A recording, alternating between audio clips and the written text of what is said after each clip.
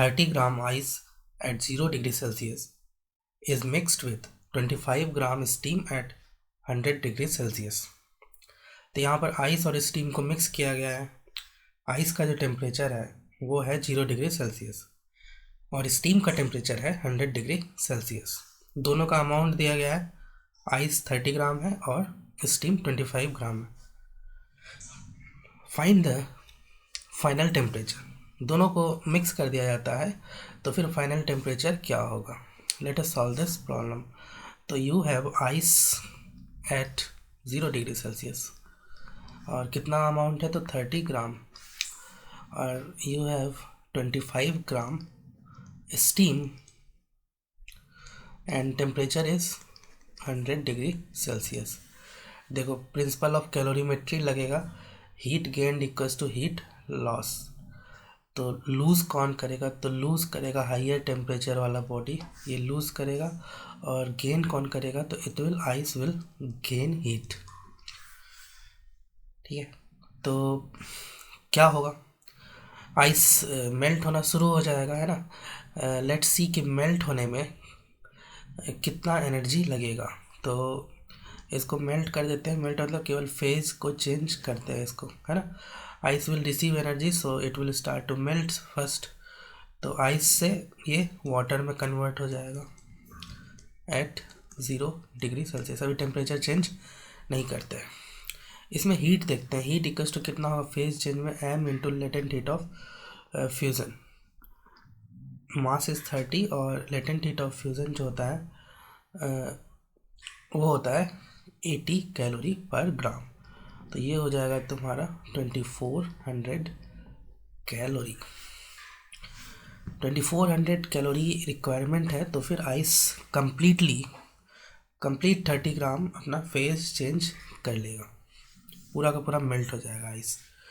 अब देखो इसको देने वाला कितना तैयार है। तो स्टीम अगर मान लो कि टोटल स्टीम मान लो कंडेंस हो जाता है 25 ग्राम स्टीम, है ना। टोटल 25 ग्राम स्टीम अगर कंडेंस होगा तो क्या बन जाएगा वाटर। और टेम्परेचर अभी सेम रहने दो एट 100 डिग्री सेल्सियस। तो इसमें हीट कितना दे सकता है, स्टीम को कितनी ताकत देने की है वो चेक करते हैं। Q equals to again m into latent heat of vaporisation. Mass कितना है 25 और स्टीम का जो लेटेंट हीट ऑफ वेपोराइजेशन होता है वो होता है 540 कैलोरी पर ग्राम। तो इसको जब मल्टीप्लाई करोगे तो ये आ जाएगा तुम्हारा 13500 कैलोरी। 13500 कैलोरी का हीट दे सकता है। इट इज़ क्वाइट लार्ज, ये जो है बहुत ज़्यादा है। इसका मतलब है कि आइस कंप्लीट आइस को ये मेल्ट कर सकता है। दिस इज 13500 और यहाँ पर केवल 2400 कैलोरी की रिक्वायरमेंट है। इसका मतलब ये प्रोसेस कंप्लीट हो जाएगा, बिल्कुल टोटल का टोटल आइस कन्वर्ट हो जाएगा। बल्कि आप देखें तो 13500 इज़ मच लार्जर देन 2400, बहुत ज़्यादा है। 13500 2400 से बहुत लार्ज है।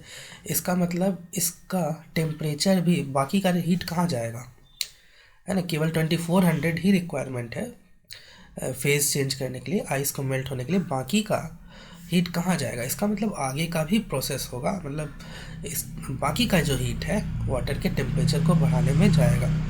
तो सपोज कि टेम्परेचर को बढ़ा दो, ज़्यादा से ज़्यादा कितना बढ़ा सकते हो 100 डिग्री सेल्सियस। तो 30 ग्राम वाटर जो है अपना टेम्परेचर मान लो कि चेंज करता है एट 100 डिग्री सेल्सियस। ठीक है, तो इसमें हीट कितना लगेगा, Q equals to m s delta t होता है। Mass is 30, specific heat water का होता है 1 calorie per gram per degree Celsius into delta T कितना हो जाएगा 100 माइनस 0, मतलब ये 3000 कैलोरी हो गया।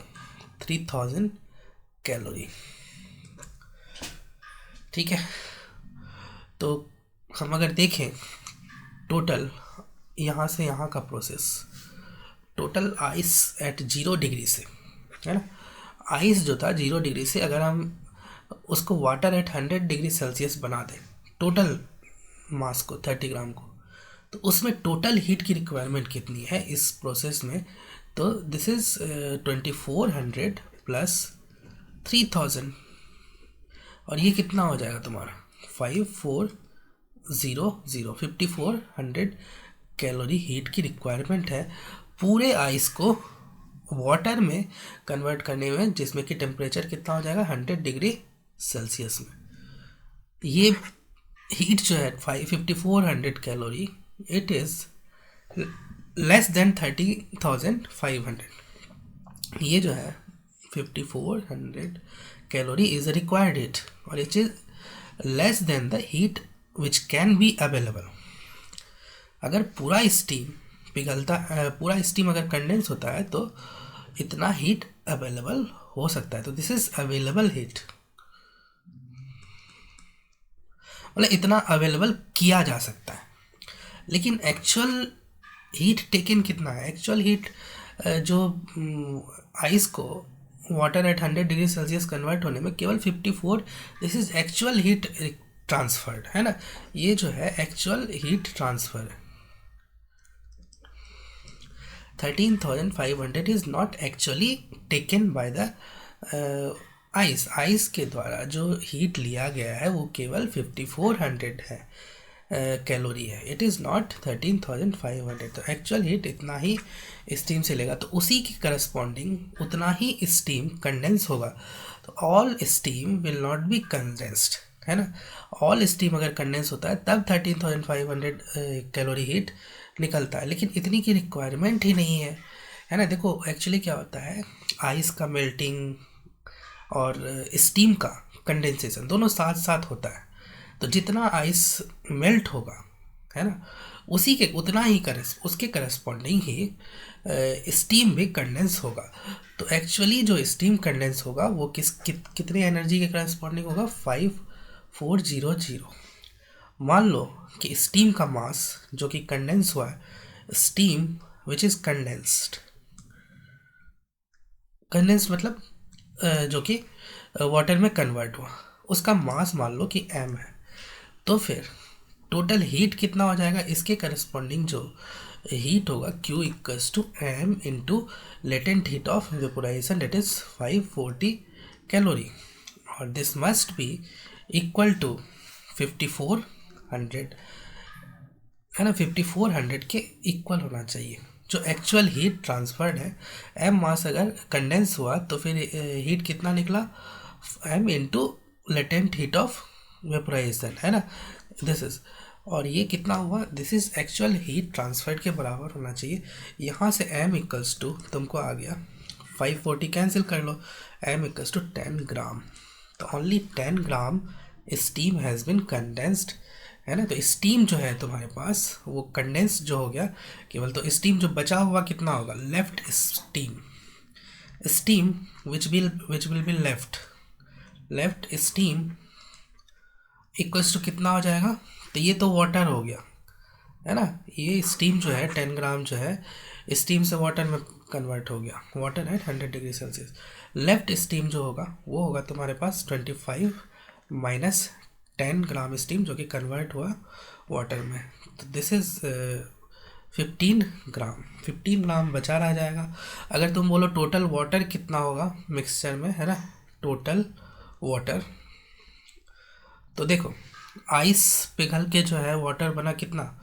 30 ग्राम प्लस और 10 ग्राम जो है ना, 10 ग्राम तुम्हारा स्टीम भी कंडेंस होके बना, तो ये टोटल हो जाएगा तुम्हारे पास 40 ग्राम वाटर और 15 ग्राम स्टीम बचा रहेगा मिक्सचर में।